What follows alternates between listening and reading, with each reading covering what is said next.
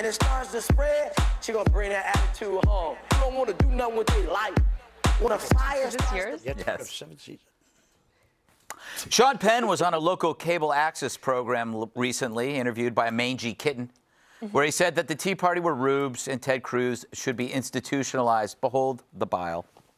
Let's go to the Tea Party influence on Congress on this thing. I think there's a mental health problem in Congress. This would be solved by committing them by executive order, I think, because these are our American brothers and sisters. We shouldn't be criticizing them, attacking them. We should take this is a cry for help. We literally commit what? I think people like Ted Cruz? He's my American brother. We think we should take care of him. He's in trouble. Well, actually have him committed. Yeah, I think it's a good idea. But moments later, this furious self-tanner admonishes Americans for saying nasty things about each other. Between an uneducated people and the solipsism of the people like Ted Cruz and their party, it's a poisonous thing. Here's this country where we have it all. We have it all to make it great. And we find ways of self-destructing and by, saying nasty things about each other and being crazy.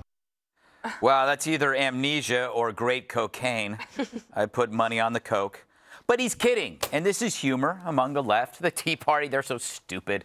The takeaway here is how desperate Penn has become to maintain his cool cred in Hollywood. Remember, Penn has always fashioned himself a rebel, yet his pronouncements are so mundane, so lockstep, that he shares DNA with sheep.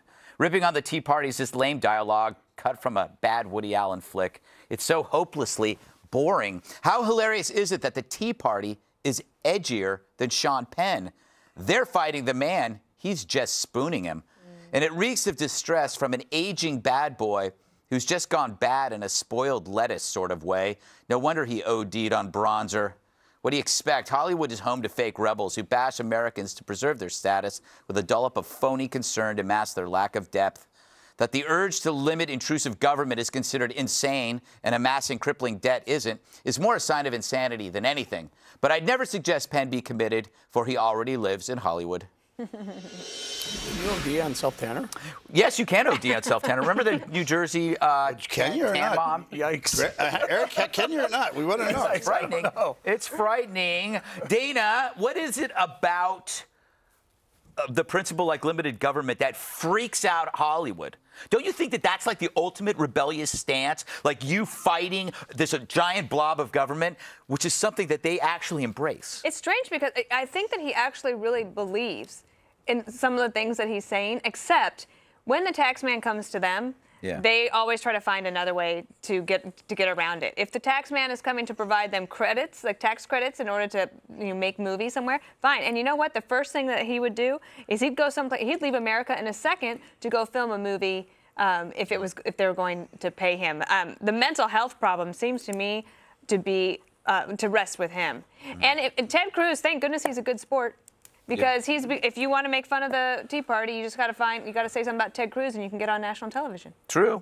Harvard Law graduate Ted Cruz on one hand, or Sean Penn, who hangs out with Fidel Castro, Evo Morales, and Hugo Chavez, three leftist dictators. I'll take Ted Cruz. Remember Bon Jovi? Remember he said he was all the same way. He was for socialized everything. Yeah. And then we found out that he had a farm. Right. He put a few bees on it so he could get the tax credit and pay zero tax on his farm. They're all the same way. Dana's right. They're all the same way until it's their money. Let me just say, I'm outraged for the attack on my man Teddy Cruz. I think Penn deserves to be in the same zone. First of all, I will say this about Cruz. Dershowitz said he was his best student over 40 years at Harvard. The guy's obviously very smart. There's no question about that.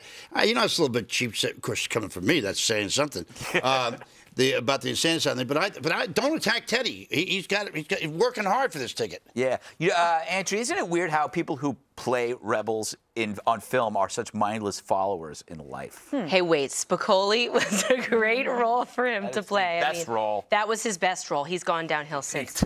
Yeah. Yes, he did pink. He peaked in his first movie. 17. It's a little Dana's right, I think, of projection. He's projecting his own insecurities about not really being very stable on Ted Cruz. But again, where's the courage by Piers Morgan to actually challenge him on what the Tea Party stands for? Ask Penn to do something besides just name call. Yeah. Wait, that was Piers Morgan? That was Piers Morgan. That's why he said committed. Oh. I haven't seen him in years, but neither has America. But shouldn't he have asked the question, what about them is so threatening? Can you actually iterate for us what the Tea Party stands for? He couldn't do it. Yeah, no, he couldn't. All right, we got to move on. By the way, I just watched Sean Penn's last movie called This Must Be the Place.